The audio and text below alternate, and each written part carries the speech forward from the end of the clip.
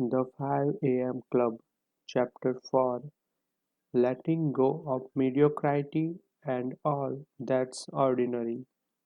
Why? Sometimes I have believed as many as 6 impossible things before breakfast. Lewis Carroll, Alice in Wonderland. You are a painter, right? The homeless man asked as he toyed with a loose button on his shabby shirt.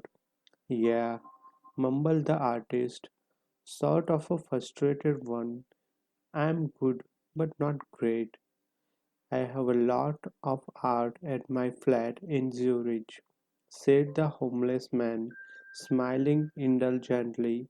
Bought a place right on Bahnhof Strasse just before the price skyrocketed. I have learned the importance of being around only the highest quality wherever I go. That's one of the best winning moves I have made to create the life I have crafted.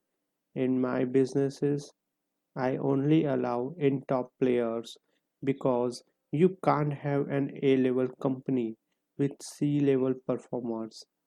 We only release products that totally disrupt our market and then absolutely change the field by how valuable they are.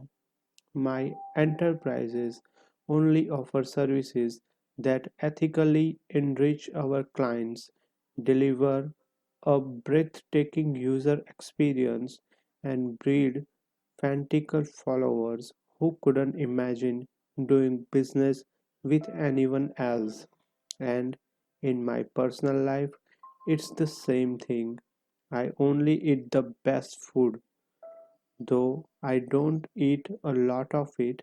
I only read the most original and thoughtful books, spend my time in the most light filled and inspiring of spaces, and visit the most enchanting of places. And when it comes to relationships, I only surround myself with human beings who fuel my joy, stoke my peace, and excite me to become a better man. Life's way too valuable to hang with people who don't get you, who you just don't vibe with, who have different values and lower standards than you do, who have different mindsets, heart sets, health sets, and soul sets. It's a little miracle how powerfully and profoundly our influences and environment shape our productivity as well as our impact. Interesting, noted the entrepreneur as she stared at her phone. He does seem to know what he's talking about, she muttered softly to the artist, her eyes still down on the screen. The spider's web of wrinkles on her face relaxed further. On one wrist dangled two immaculate silver bracelets. One bore the phrase "Turn I can't into I cans", while the other was engraved with "Done is better than perfect". The entrepreneur had purchased these presents for herself when her company was in its startup phase and she would be in a highly confident mood. "I know about mindsets," said the artist. "Never heard of heart sets, health sets, and soul sets, man." "You will," suggested the homeless man. "And once you do, the way you create, produce, and show up in your world will never be the same." Seriously revolutionary concepts for any empire maker and world builder, and so few business people and other human beings on the planet currently know about them. If they did, every important element of their lives would increase rapidly. For now, I just wanted to keep jamming on my personal commitment to ultra high quality in everything around me. Your surroundings really do shape your perceptions, your inspirations, and your implementations. Art feeds my soul. Great books battle-proof my hope. Rich conversations magnify my creativity. Wonderful music uplifts my heart. Beautiful sights fortify my spirit. And all it takes is a single morning filled with positivity to deliver a monumental download of inventive ideas that elevate an entire generation. And I need to say that uplifting humankind is the master spot of business that the top 5% play. The real purpose of commerce is not only to make your personal fortune. The true reason to be in the game is to be helpful to society. My main focus in business is to serve. Money, power, and prestige are just the inevitable byproducts that have shown up for me along the way. An old and remarkable friend taught me this way of operating when I was a young man. It totally transformed the state of my prosperity and the magnitude of my private freedom. And this contrarian business philosophy has dominated my way of doing things ever since. Who knows, maybe I'll introduce my mentor to you sometime. The vagrant paused. He studied his large watch. Next, he closed his eyes and said these words: "Own your morning, elevate your life." As if by magic, a very small and quite thick piece of white paper appeared in the palm of his outstretched left hand. It was quite a trick. You would have been exceedingly impressed if you were standing there with these three souls. Here what the image on the paper looked like. I'll give you that image in description, so don't worry. Read further. The entrepreneur and the artist both had their mouths open at this point, appearing to be both confused and mesmerized. You two each have a hero inside of you. You knew this as a child before adults told you to limit your powers, shackle your genius, and betray the truths of your heart. The homeless man told them, sounding a lot like the spellbinder. Adults are deteriorated children, he went on. When you were much younger, you understood how to live. Staring at stars filled you with delight. Running in a park made you feel alive, and chasing butterflies flooded you with joy. Oh, how I adore butterflies! Then, as you grew up, you forgot how to be human. You forgot how to be bold and enthusiastic and loving and wildly alive. Your precious reservoirs of hope faded. Being ordinary become acceptable. The lamp of your creativity, your positivity, and your intimacy with your greatness grew dim as you began to worry about fitting in, having more than others, and being popular. Well, here's what I say: participate not in the world of numbed out grown ups, with its scarcity, apathy, and limitation.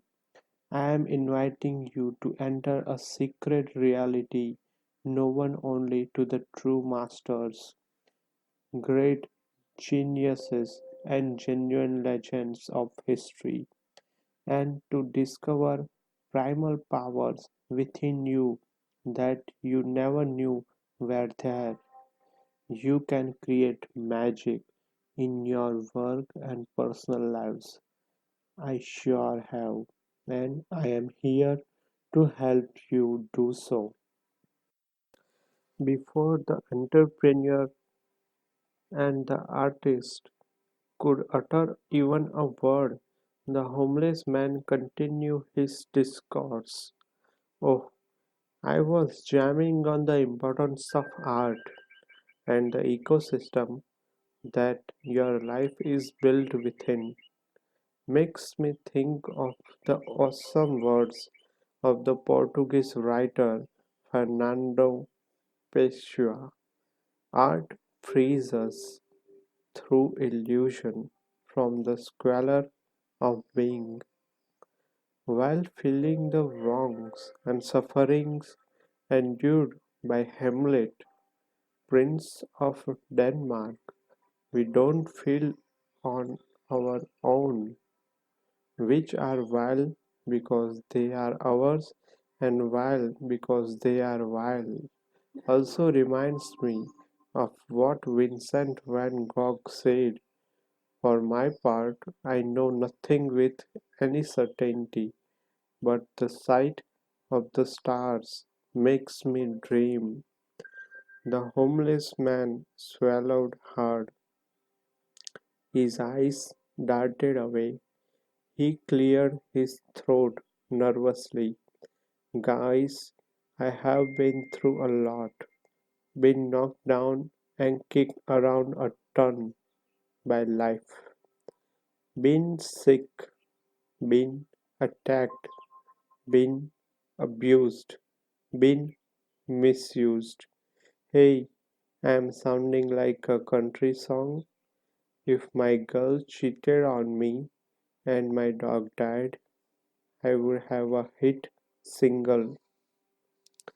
The homeless man laughed, an old guttural circus clown on acid sort of a laugh. He carried on. Anyway, it's all good. Pain is the doorway into deep. Know what I mean? And tragedy is nature's great purifier. It burns away the fakeness, fear, and arrogance that is of the ego, returns us to our brilliance and genius.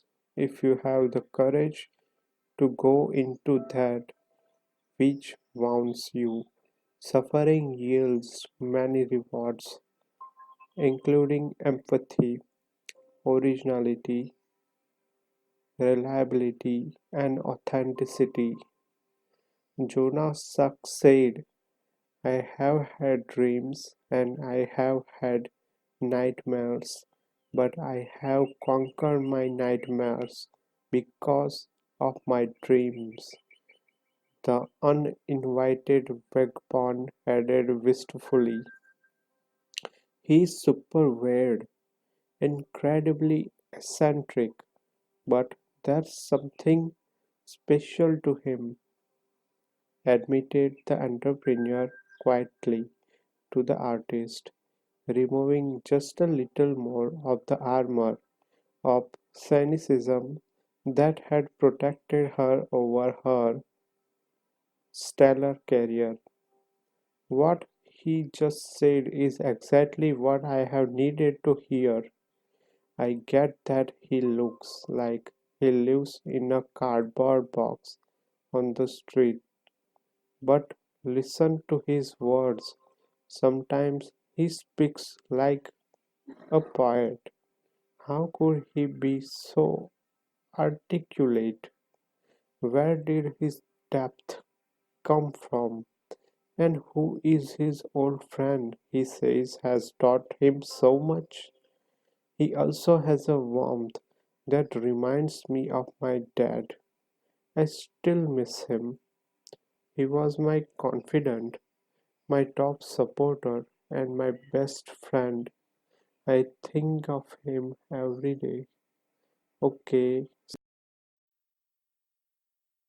Saki, stranger, you ask me what I like best from the talk. I def like the part where the spellbinder talk about the Spartan warrior credo that says one who sweats more in training bleeds less in war. And I like his line, high victory is made in those early mornings hours when no one's watching and while everyone else is sleeping. His teachings on the value of a world-class morning routine were great. The entrepreneur glanced down at her device. I have taken some good notes, but I didn't pick up those gems, she said as she captured what she had just heard. We only hear what we are ready to hear. Observe the homeless man sagely. All learning meets us exactly where we are at, and as we grow greater, we understand better. The voice of the spellbinder suddenly rang out. The homeless man's eyes looked as huge as the Taj Mahal. One could see he was terrifically surprised to hear that famous tone. He spun around, seeking the source. Quickly all became clear. The artist was playing his illicit recording from the seminar. Here is the part I like most. To fully answer your question, brother, he stated, staring directly into the eyes of the shabby tramp. In a culture of cyber zombies, addicted to distraction and afflicted with interruption, the wisest way to guarantee that you consistently produce mastery level results in the most important areas of your professional and personal life is to install a world class morning routine. Winning starts at your beginning, and your first hours are when heroes are made. Wage a war against weakness and launch a campaign against fearfulness. You truly can get up early, and doing so is a necessity in your awesome pursuit towards legendary. Take excellent care of the front end of your day, and the rest of your day will pretty much take care of itself. Own your morning, elevate your life. The spellbinder could be heard whizzing like a novice swimmer who went too far too fast. The artist continued presenting his recording, turning up the volume so the sound was blaring. Here is the precious little secret that the titans of industry, the standout performers of artistry, and the ultra achievers of humanity will never share with you.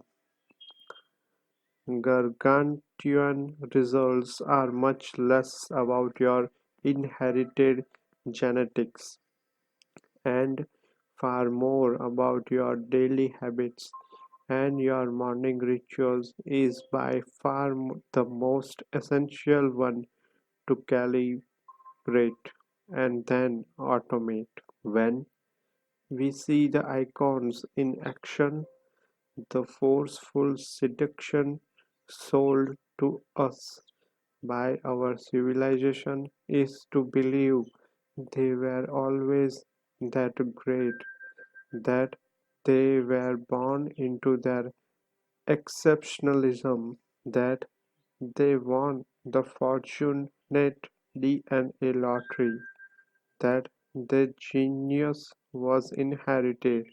Yet the truth is that we are watching them in their full blazing glory after years of following a process, one that involved ceaseless hours of practice.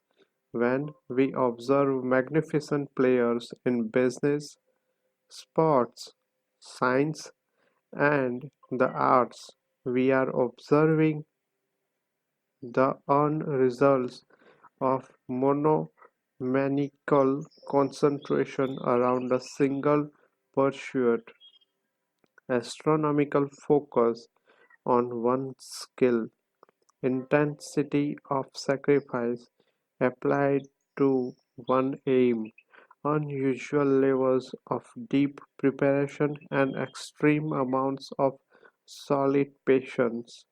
Remember, every professional was once an amateur and every master started as a beginner. Ordinary people can accomplish extraordinary feats once they have routinized the right habits. "This cat is so solid," said the homeless man. He clapped his dirty hands like a kid at a carnival. He checked his watch yet again, then he began to shuffle his feet while swaying his hips forward, then backward.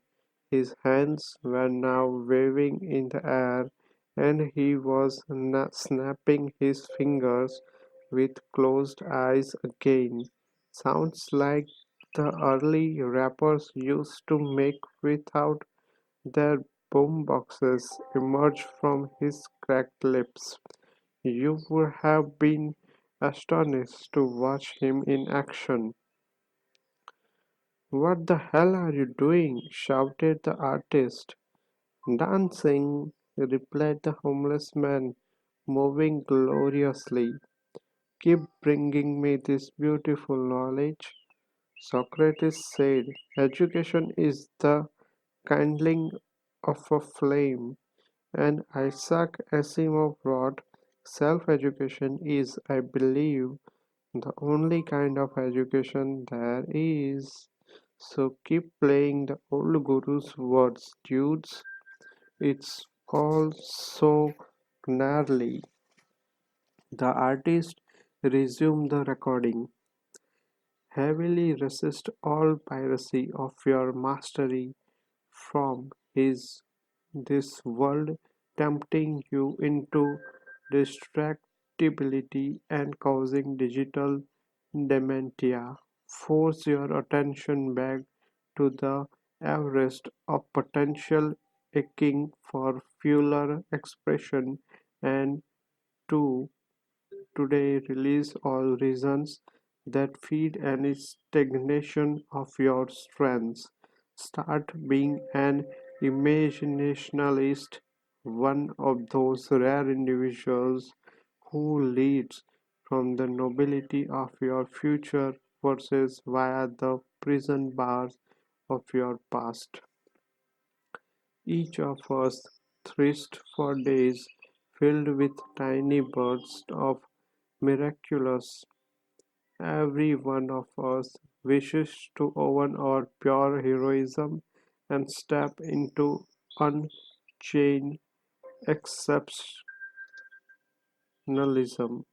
all human beings alive at this moment have a primitive psychological need to produce masterworks that wow, live daily amidst uncommon awe, and know that we are somehow spending our hours in a way that enriches the lives of others.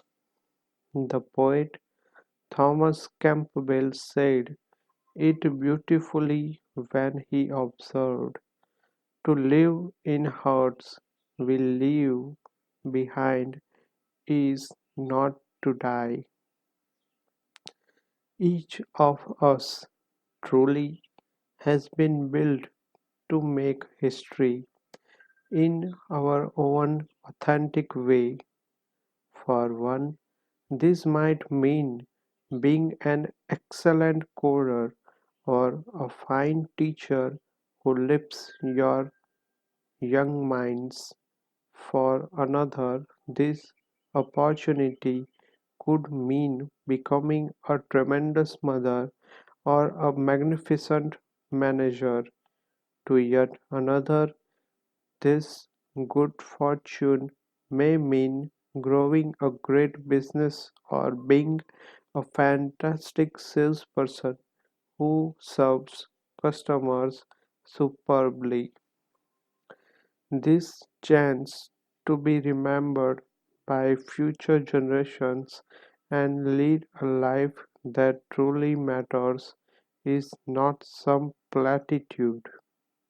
This is, in fact, a truth. Yet, so few of us have discovered and then installed the very mentalities, morning practices, and consistent conditions that will guarantee these results appear for us.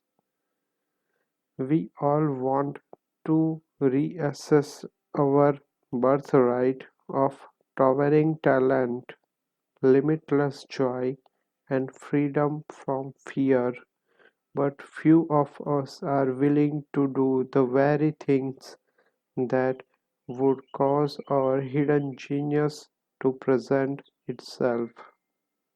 Strange, right? And it's very sad. The majority of us have been hypnotized out of the luminosity that is our essence. Most of us in this age spend our most valuable hours being busy,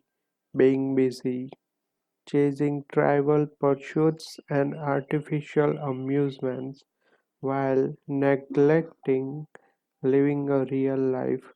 This is a formula for heartbreak at the end. What's the point of spending your best mornings and potentially productive days climbing mountains that you realize were the wrong ones when you are frail and wrinkled? Very sad. That part really resonated with me, interjected the entrepreneur, slightly emotionally. I am definitely addicted to my technology. Can't stop checking everything, first thing in the morning and last thing at night. It's draining my concentration. I can hardly focus on the important deliverables my team and I have committed to. And all the noise in my life is taking my energy. It all feels so complicated. It just don't feel I have any time for myself anymore. It's very overwhelming. All the messages and notifications and ads and diversions. And what the spellbinder said is also so helpful to me. As I raise my standards as a leader, I have sort of hit a wall. My company has grown faster than I ever expected. I have become more successful than I ever imagined, but there are some things causing me a ton of stress. She looked away and crossed her arms again.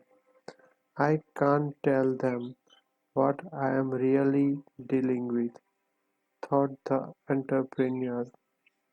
Then she continued, I have had to let go of people and I really like because I have learned people who fit at one stage of business life cycle may not work as the firm evolves. That's been hard. They were the right employees for an earlier time, but they don't belong now. And some things are unfolding at my shop that have turned my life upside down. I don't really want to get into it. It's just a very shaky time for me. Well, on your point about elevating your leadership game, responded the homeless man, please remember that the job of the leader is to help the disbelievers embrace your vision, the powerless to overcome their weaknesses, and the hopeless to develop faith. And what you said on letting go of employees you liked but who no longer fit where your business is now at, that's normal part of growing a business.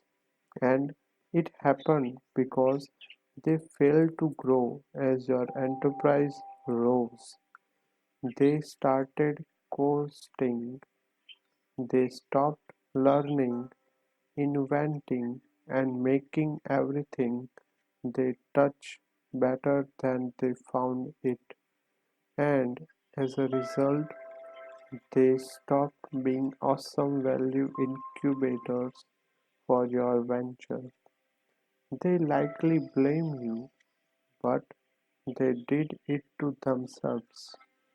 The uninvited stranger indicated, surprising his listeners by the sophistication of his insights on team building and winning in commerce. Ah, exactly, replied the entrepreneur. So we had to leave them behind since they no longer deliver the results we were paying them for. A lot of nights I wake up at 2 a.m., soaked in steamy sweat. Maybe it's like that F1 racer Marino Andretti said, if everything seems under control, you're not going fast enough. That's how I seem to feel most days. We are blowing past our key performance indicators so quickly it makes my head spin. New teammates to mentor, new brands to manage, new markets to penetrate, new suppliers to watch, new products to refine, new investors, new shareholders to impress, and thousands new responsibilities to handle. It really does feel like it's a lot. I have a huge capacity to get big things done, but there is a lot on my shoulders. The entrepreneur tightened her arms and scrunched her forehead together absent-mindedly. her thin lips pulled together like a sea anemone sitting on sensing a fatal predator, and her eyes suggested she was suffering intensely. And about your point about being addicted to technology, just remember that intelligently used, it advances human progress. Through using technology wisely, our lives become better, our knowledge becomes richer, and our wonderful world becomes smaller. It's the misuse of technology that's ruining people's minds, damaging their productivity, and destroying the very fabric of our society. Your phone is costing you your fortune, you know? If you are playing with it all day long, and what you just said about all the pressure on you, how fantastic! Pressure is a privilege, said tennis legend Billie Jean King. The homeless man shared, "You get to grow, and ascending as a person is of the most smartest ways to spend the rest of your life.